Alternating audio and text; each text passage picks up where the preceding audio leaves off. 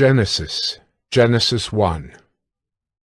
In the beginning, God created the heavens and the earth. The earth was without form and void, and darkness was over the face of the deep, and the Spirit of God was hovering over the face of the waters. And God said, "Let there be light." And there was light.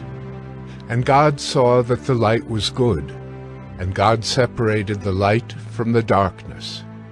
God called the light day, and the darkness he called night. And there was evening, and there was morning the first day. And God said, "Let there be an expanse in the midst of the waters, and let it separate the waters from the waters." Made the expanse, and separated the waters that were under the expanse from the waters that were above the expanse. And it was so. And God called the expanse heaven. And there was evening, and there was morning the second day.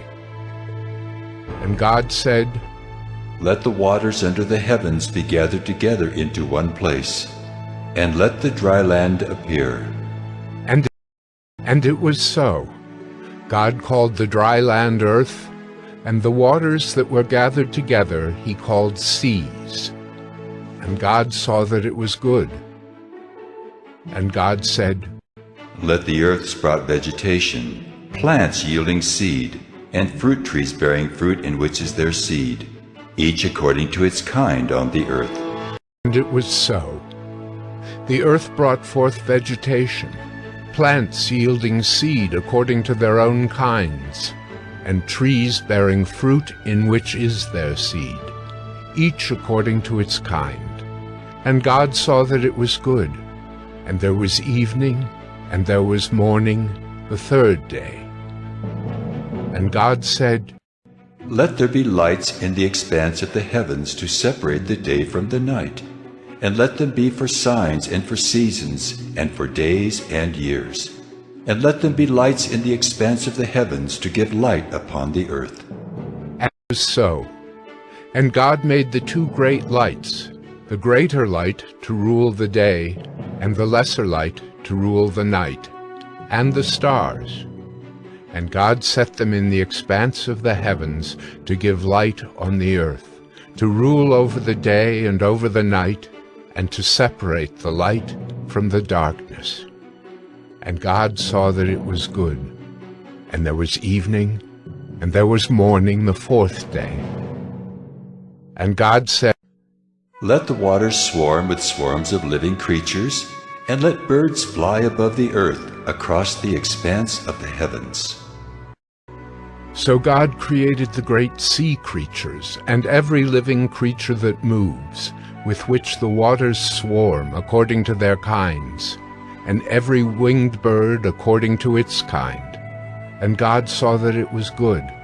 And God blessed them, saying, "Be fruitful, and multiply, and fill the waters in the seas, and let birds multiply on the earth." And there was evening, and there was morning the fifth day. And God said, "Let the earth bring forth living creatures according to their kinds, livestock and creeping things, and beasts of the earth according to their kinds." And it was so. And God made the beasts of the earth according to their kinds, and the livestock according to their kinds, and everything that creeps on the ground according to its kind. And God saw that it was good. Then God said, "Let us make man in our image, after our likeness, and let them have dominion over the fish of the sea, and over the birds of the heavens, and over the livestock, and over all the earth, and over every creeping thing that creeps on the earth." So God created man in his own image. In the image of God he created him.